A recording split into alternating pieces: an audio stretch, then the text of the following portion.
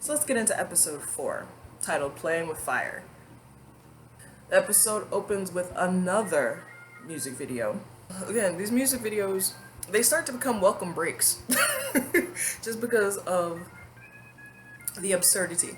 And Joe actually doesn't have that bad of a voice. It's just like, again, why do these exist? I know why these exist. But everybody that we've been introduced to, aside from the people that work and maintain these facilities, have delusions of grandeur. They're like, I am someone special. I was born to be more than what I am. I am a rags to riches story, so I'm going to do everything I can to be as famous as possible. And I think this is the episode where you really get into that, where you really see where that's all that, especially all that Joe wants. Kirkham was a reality show producer. We met him before, and he starts talking about the idea that he pitched to Joe. And they came up with, he was going to name his show Joe Exotic Tiger King. And Kirkham pretty much says what I've learned up to this point. Quote, he wanted to be famous more than he wanted anything else in life. That is so true. It is. I believe it wholeheartedly because you could just see it from the way he conducts himself. He says that they shot footage of Joe on this big throne. It was basically supposed to be the opener to the show. And he said you could go in weeks after they filmed that intro and you could go into Joe's office in the gift shop and you could see him watching and rewatching that footage. It's obsessive. Kirkham says that, Joe had a completely different personality when he was on camera. I know that happens to certain people sometimes. You might watch them here on YouTube. He would create drama because he knew the cameras were on and he wanted them to catch everything. We already see it. Again, going back to him filming in front of I was about to say a volcano, in front of a tornado. Then you hear about another suit that Carol brought against Joe where he used a picture that was taken on Carol's facility and she did not authorize that picture for release. And these women are holding these rabbits who are already dead, who are going to be fed to the tigers. And, she's like, oh, they're smiling and they're happy because their favorite tiger is going to be fed right now. So why would you let people take pictures with dead rabbits? I don't know how Joe got a hold of that picture. And, I think it was on somebody's Facebook. And he used that image to say that Carol was abusing animals at her facility. Joe stages a protest outside of the big cat rescue where he's in a Easter bunny costume covered in blood and he's holding signs like make Carol confess to the murder of Don Lewis. It's a lot. Like, I cannot imagine hating someone so much that you launch this campaign. And it's shown throughout the series where he makes multiple videos and states her name multiple times. It's just a hatred for this woman. Carol actually wins a judgment against Joe to the tune of $1 million that we know that Joe don't have. In retaliation and just pissed off to the highest level of festivity, which I would be if somebody had won a lawsuit when I was made to pay them $1 million, where he was like, oh, you want my watch? He takes it out back and blows it up. You want my bed? He straps like tourmaline, I think it's called. It's an explosive that you can shoot and it'll explode. And he blows these things up on camera. He's like, boom, come and get it. I'm like, oh my God. We hear Kirkham talking about how much work went into this reality show, how like his retirement was wrapped up in this. Like, this was probably going to be one of his last huge projects and he was pouring his blood, sweat, and tears into it. And then everything came to a screeching halt because the studio that housed his footage and the studio that housed where Joe's internet show was filmed, house was set on fire. Deliberately. It was arson. Everybody acknowledges that it was arson. Every alligator that was inside that little house, again, where the studio footage was held, where the internet show was shot. Every alligator that was housed there perished in that fire. You have to be some kind of cold-hearted. I don't care if you don't like alligators. Like, most people I know are afraid of them, but to cause the senseless killing like that, you have to have absolutely no soul. And then there are all kinds of allegations about who set the fire. Joe accuses Carol of bribing Kirkham with $20,000 to take his footage out of that facility and burn down the studio to hurt Joe. Kirkham doesn't strike me as an animal person, but I don't think he's the type of person to deliberately kill alligators. He was a producer. He created reality shows. He's not a killer, you know? Then you start to see speculation. Could Joe have done it himself? Could he himself be the arsonist? Because there is footage we are shown where Joe covers up a camera, see this conversation between him and his lawyer. And he's like, this reality producer is filming all this footage. And he says, well, do they have copies of the footage? And he's like, I don't think so. And then you hear the lawyer going, well, do you know what I'm saying? It's very sneaky, very underhanded, very shady. And then Joe gets back in his truck, and is like, I'm gonna find someone who needs $10,000. That's the amount of the reward that they put up. So it's like, did you do this to yourself to completely screw over Kirkham? Because he was recording everything and things that you might not have wanted to get out? Like, would you really shoot yourself in the foot like that? It's interesting. Again, it's for us to speculate. Because of all of the financial turmoil that Joe is thrown into because of the lawsuit that Carol won, Joe starts transferring things into everybody else's names in order to not to just confuse the courts, but to discourage Carol, because she basically would have to restart her lawsuits again. And she does. She goes after everybody involved in the zoo.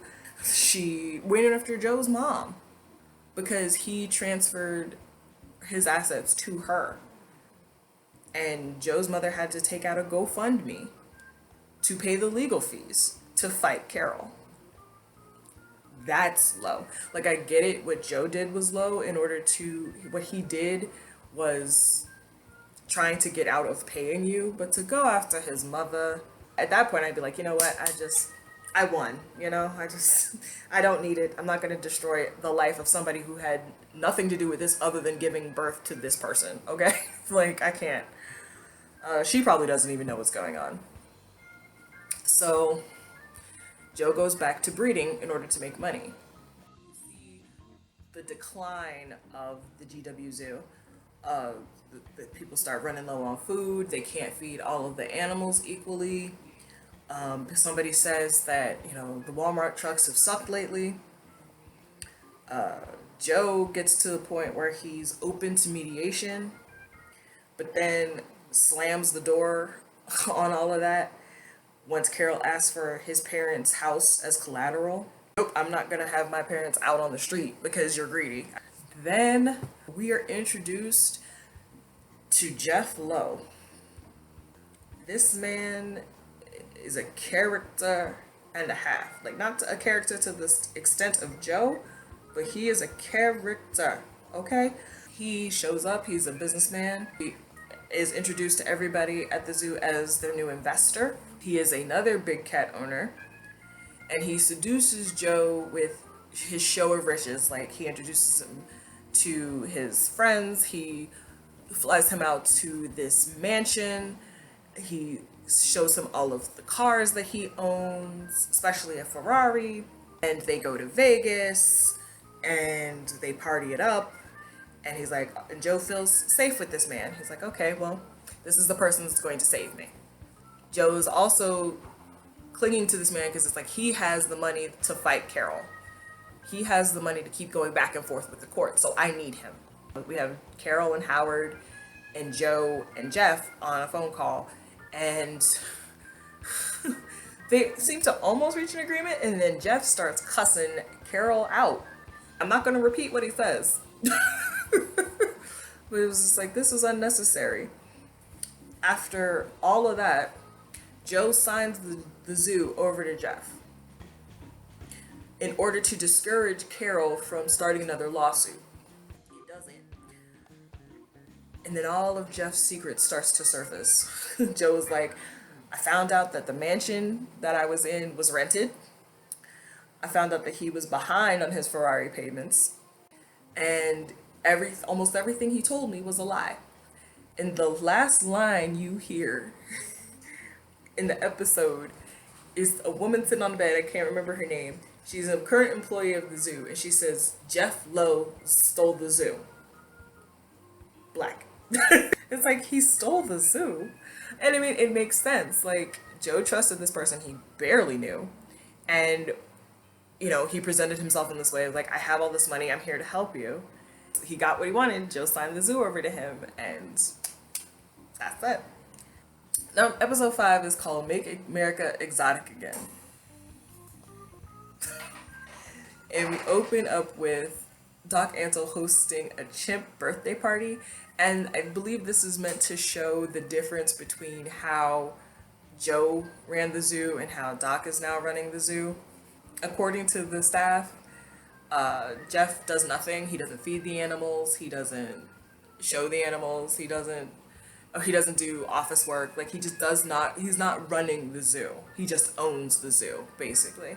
Once Jeff took over, he fired half of the staff and brought in new people. And then we're introduced to one of those people, Jeff Garrettson, who becomes a major player in what happens later.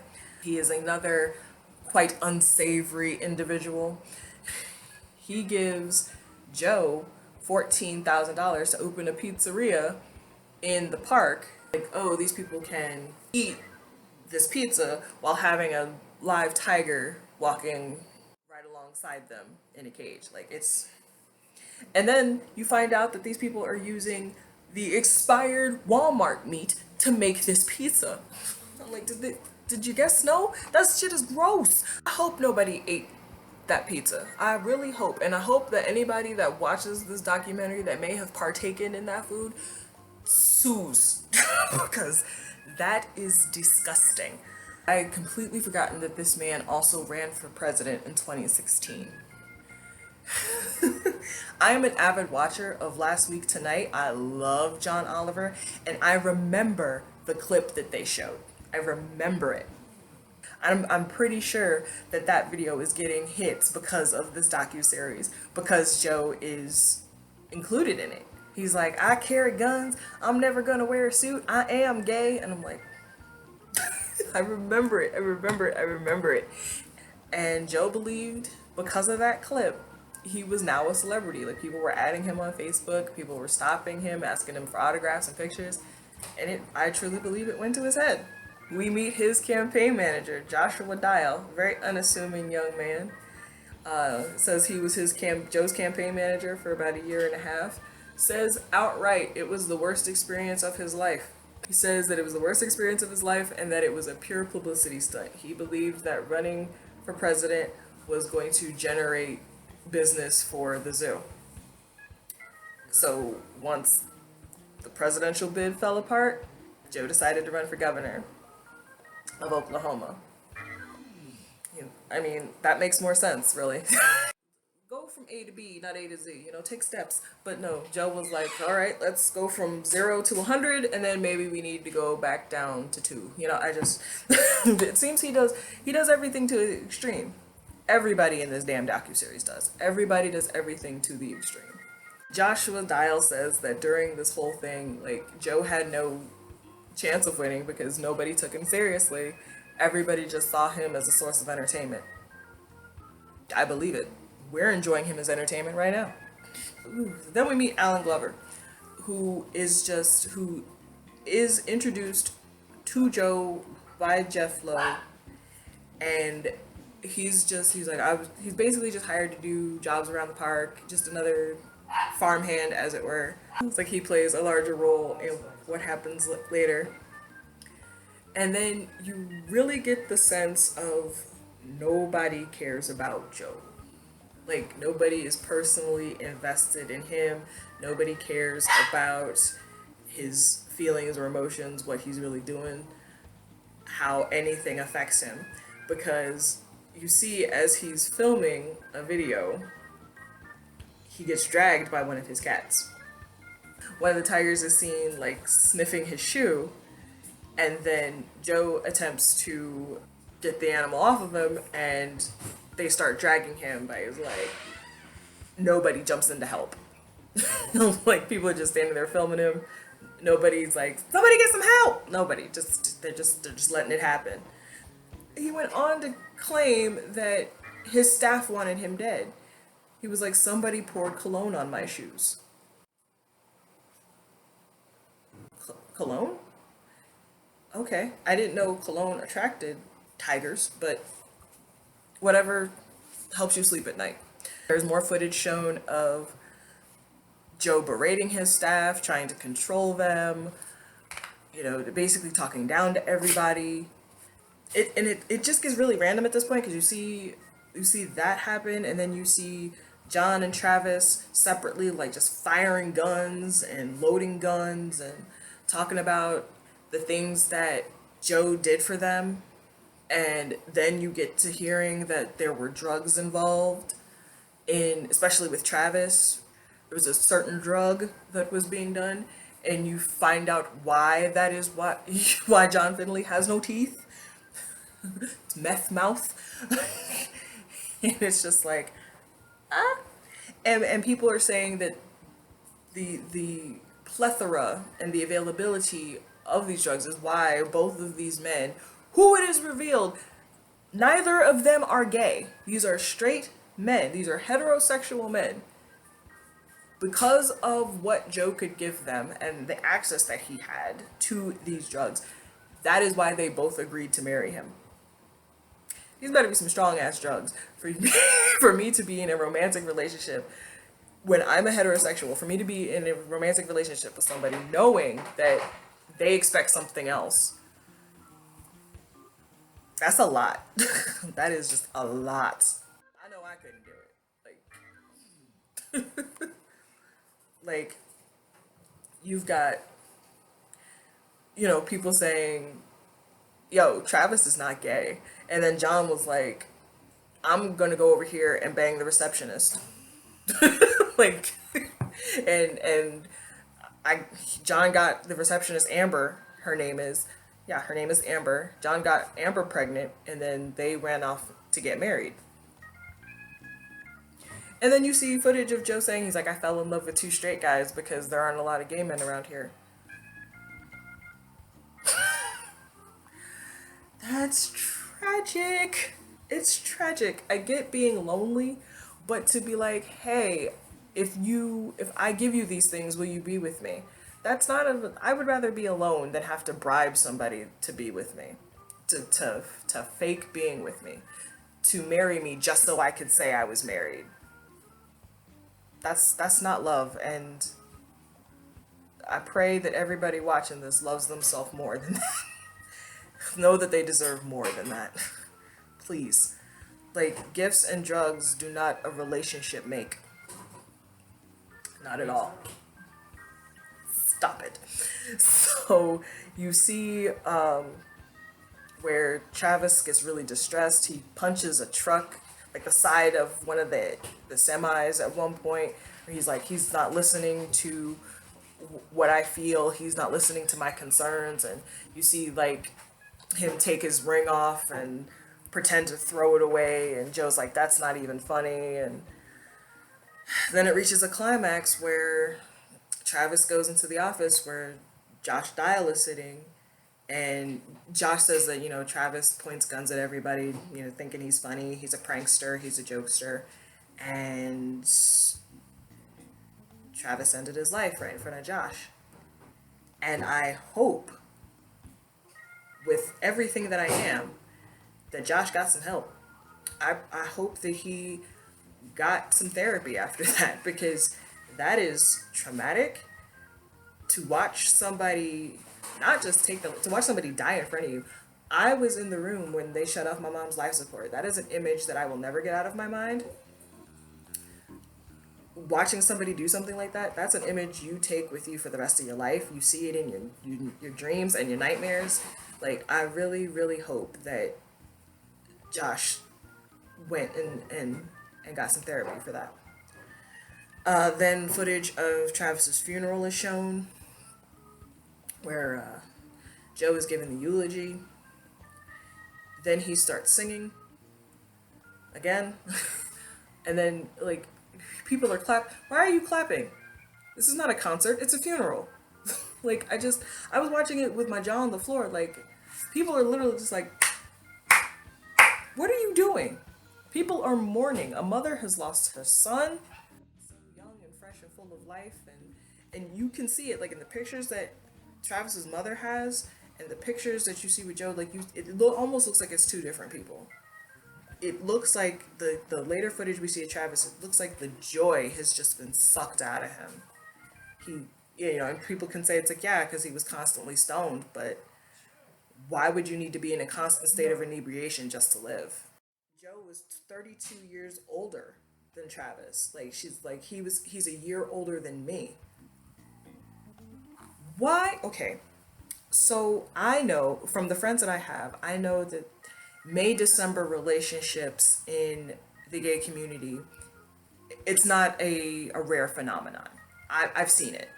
I had friends who were older men with much younger men.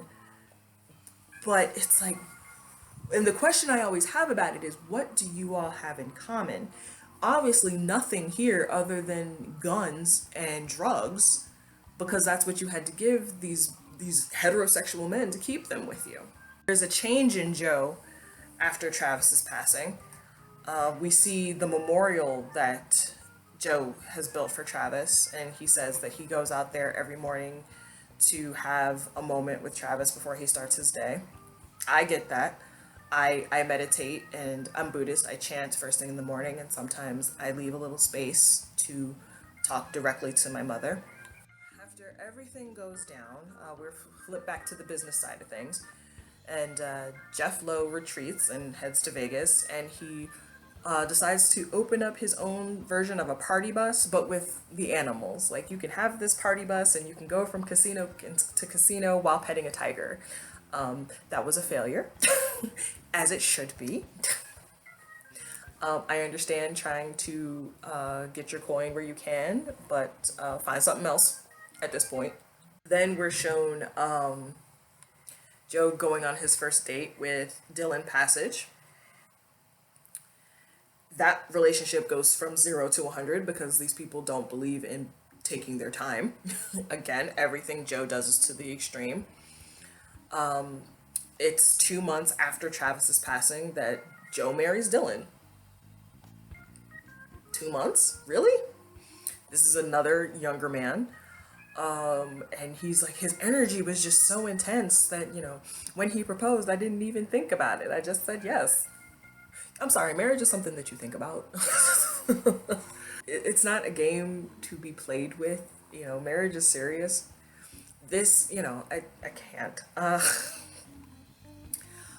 But the really screwed up thing about it is that Travis's mother, was invited to the wedding by Joe.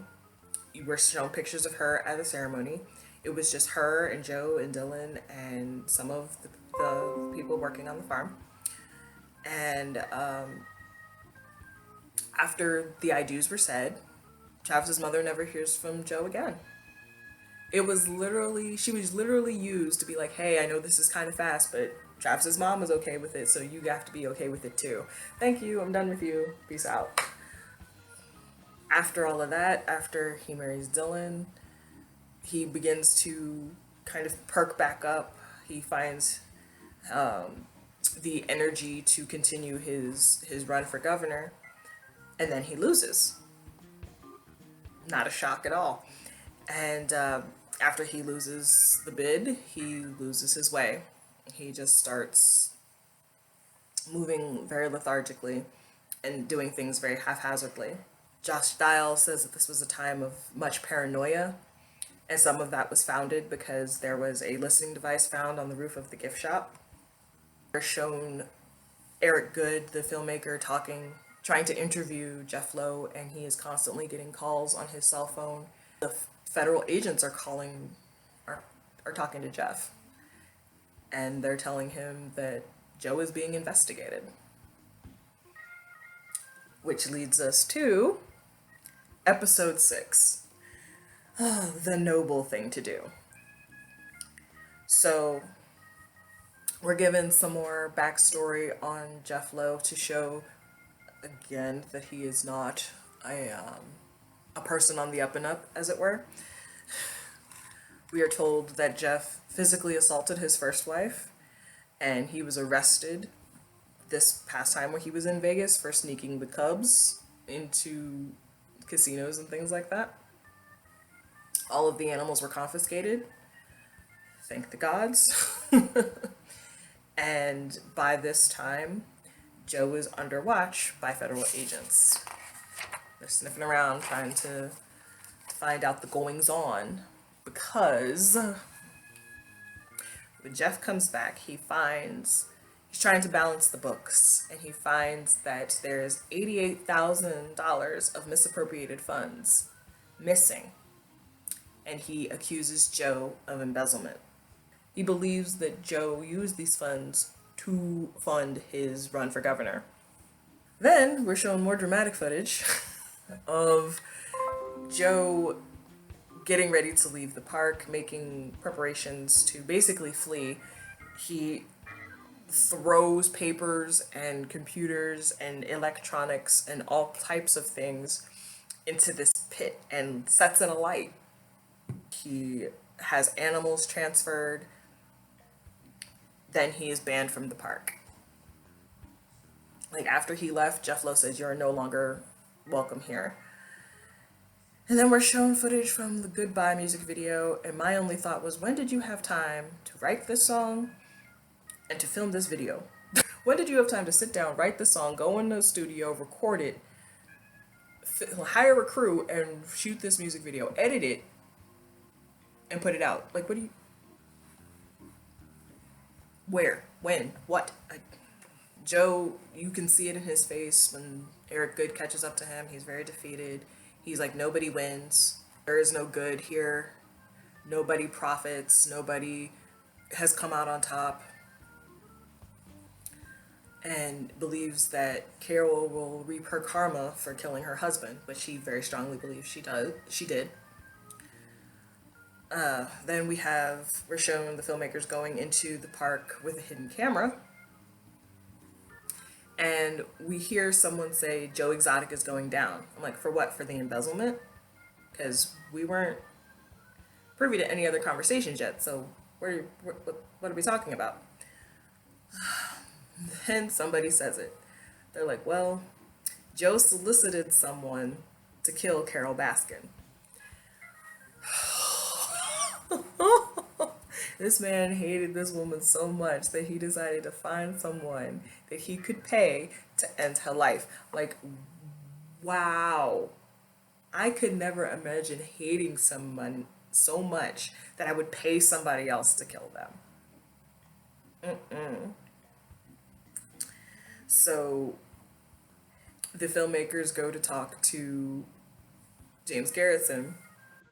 James is like, well, he's been trying to get somebody to kill her for years, and this time he just did it. And they're like, well, how do you know? He's like, because I was there for it. I was there for the plot. And we're like, and you didn't tell? You didn't go to the authorities? Like, hey, somebody over here is talking about paying somebody to off this other person. You may want to check into that. James says that he was there, and Travis was there, and he said that he could do it. He's like, well, if I just stand over here while she's doing this, I could do this. And like, and then we're told that Joe asked the new farmhand, Alan Glover, if he knew or if he would do it, because And he does. Alan Glover looks like somebody who has done some time. And they're like, he's got the teardrop tattoo. And because he's got the teardrop tattoo, that means he's murdered somebody. So they're like, oh, well, let's go ask him if he can do it again. Like, what are you thinking? We get Jeff and James, who decide, enough of this. We don't want to deal with the zoo anymore. I'm tired. Let's go. Let's figure something else out. So let's wash our hands of it in the only way we know how. Let's roll over on people. So Jeff and James offer to give Carol damning information for $500,000. I will give you this information for you to bury Joe, figuratively, so that they can get out from under the zoo, because it'll become a headache. It's like y'all were fine with whatever nefarious activity was going on until it no longer benefited you, and then you were like, all right, let's sing like songbirds so that we can get what we want out of all this. So because the feds have a little bit of dirt on James Garrison, what he says is, he's like, I bought a lemur with forged paperwork and the feds were hanging that over my head, so I became a confidential informant. I believe that as much as I believe that the sky turns green when no one's looking. Like, I can't. Oh, this was the funniest part of this episode. When Eric Goode, the filmmaker, tells John Finley about this, he was like, what do you think about James Garrison working with the feds? And he's like, what? That's news to me. Like, it's like he had no idea. Just his face, like you can see like the light go on in his eyes, like, say what now? It's comedy is what it is. That information was funneled to Joe through Eric, and he was like, Garrison's just trying to save his own ass, which I totally believe, and I don't believe it has anything to do with that damn lemur. I believe that he was involved in other nefarious activity and was trying to keep his fat out of the fire. We see calls between Jeff Lowe and Alan Glover, and Alan says, it's like, I will take out whoever rats me out, basically. It's like, this is some real gangsta shit we're watching right now. Like, this is low level organized crime is what this is. And Glover disappears. After making that statement, he just poof vanishes. The Baskins beef up their security, understandably so. If I had heard that there was a plot against my life, I would hire bodyguards to keep me safe 24/7. I get it. They're told that on the way to do the deed, Alan changes his mind. He's like, yeah, I'm not gonna do this. I'm going back home. He's just like, yeah, maybe this is not the wave. Maybe this is just not what I'm supposed to do. I'm just, I got in trouble once before and I'm not really trying to get in trouble again. I'm gonna go over here. Like, that's really what it seems like. And good on you. I mean, you're still unsavory, but then Garretson introduces an undercover agent to Joe, because the first murder for hire plot fell apart, and they really don't want to take that case to court because it's flimsy. So basically, the feds had nothing they could hang their hat on, so they were like, "Hey, James, come here, take this guy in and see what you can get Joe to say and do. If you get money to exchange hands, then we got him. We can put him away." And this one fell apart because that's not what happened.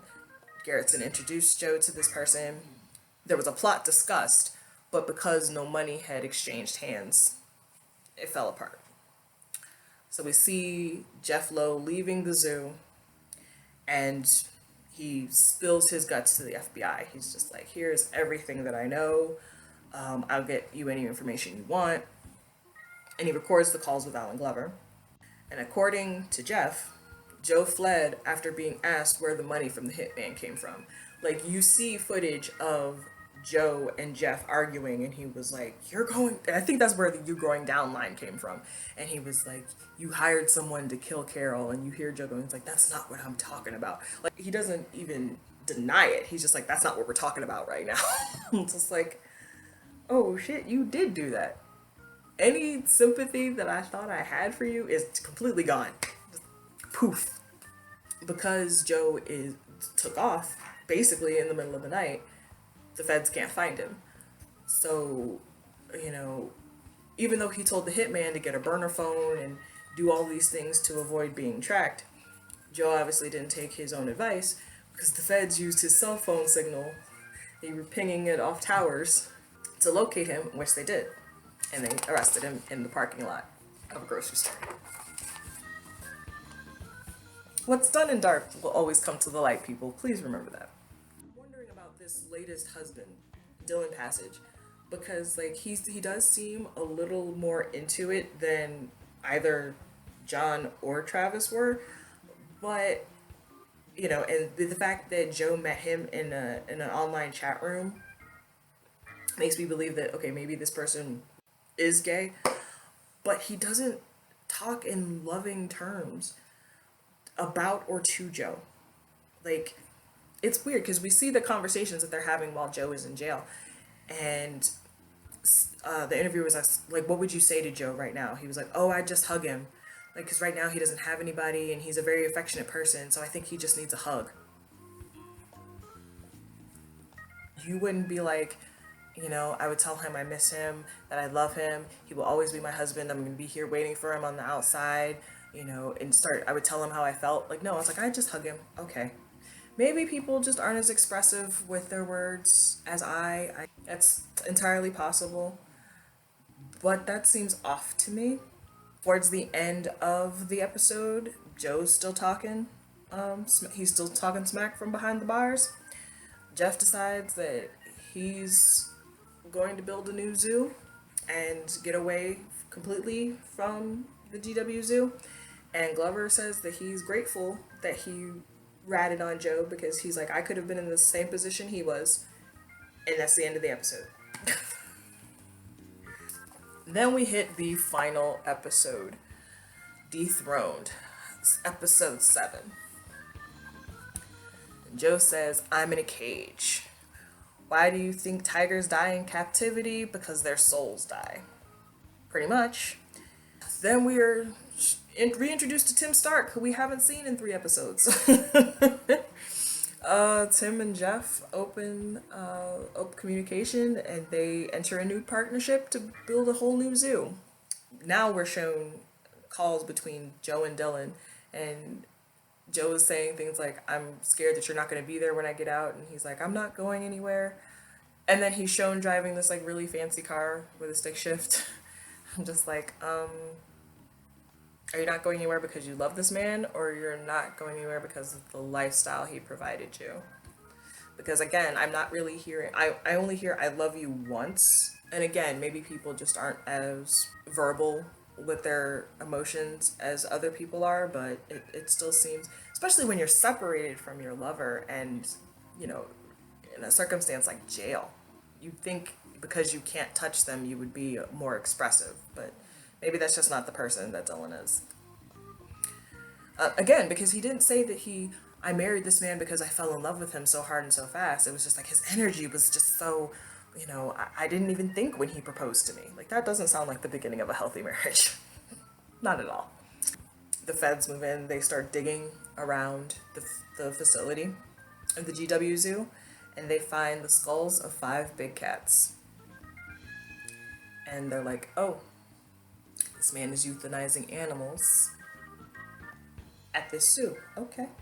And a total of 20 charges are brought against Joe. The first 2 are for the murder for hire plot, and the rest all have to do with alleged animal cruelty, animal abuse, the euthanasia, the cub euthanasia, things like that. I think Ansel says it. He's like, they had to bring the other charges against Joe because the murder for hire plot was so flimsy. Yeah. Then we see that Jeff Lowe and James Garrison have a falling out because James believes that because his money is in it, because of the cooperation that he showed to Jeff with everything, and I mean everything, he believes that his name should also be on the new zoo, and it's not. So he's like, well, screw you, buddy, I'm out of here.